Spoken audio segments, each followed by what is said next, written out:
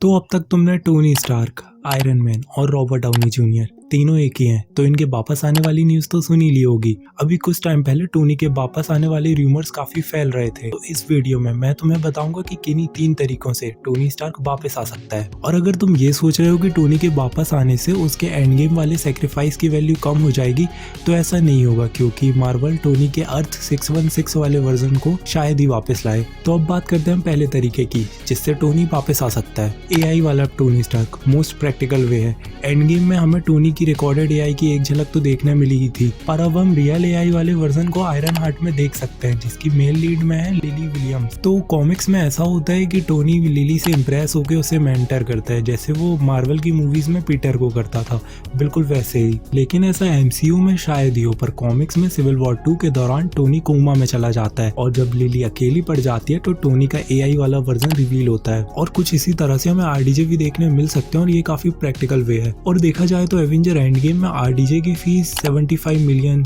थी, तो फिर मार्वल एक डील नेगोशिएट कर सकता है, जिसमें कुछ मूवीज के लिए थोड़े बहुत कैमियोज और आरडीजे की वॉइस हो सकती है। फैंस भी खुश और पैसे भी बचेंगे, बजट भी कम मिलेगा। पर मेरे हिसाब से तो आयरन हार्ट की जगह टोनी को एवेंजर लेवल की किसी मूवी में ही लाएं, क्योंकि टोनी जैसे बड़े कैरेक्टर की वापसी डिज्नी प्लस के एक छोटे मोटे शो से बिल्कुल नहीं करनी चाहिए।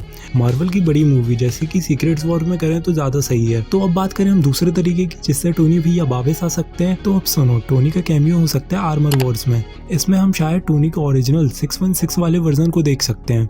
अर्थ 616 वाले टोनी स्टार को जिंदा नहीं किया जा सकता, पर इसका मतलब ये नहीं कि हम ओरिजिनल वेरिएंट को दोबारा नहीं देख सकते हैं। आर्मर वॉर में हमें रोडी, जिसको वॉर मशीन के नाम से भी जाना जाता है, वो देखने मिलेगा, और रोडी को अपने दोस्त टोनी की जरूरत पड़ेगी, और उस सीन में टोनी हमें वापस देखने को मिल सकता है। और मुझे पता है कि आर्मर वॉर्स एक एवेंजर मूवी नहीं है, पर कॉमिक्स में आर्मर वॉर्स की स्टोरी लाइन आयरन मैन की सबसे मेमोरेबल स्टोरी लाइन्स में से एक है। तो अब बात की जाए तीसरे तरीके की, जिससे टोनी वापस आ सकता है, तो वो है कि हमें टोनी का दूसरे अर्थ वाला वेरिएंट दिख सकता है। हाँ, मुझे पता है, तुमने कहीं सुना ही होगा, तुमने सोचा ही होगा, ये वाला रूमर्स तो काफी फैल रहा था। तो हाँ, ऐसा हो सकता है कि टोनी स्टार का वेरिएंट हमें दूसरे अर्थ से देखने को मिलेगा।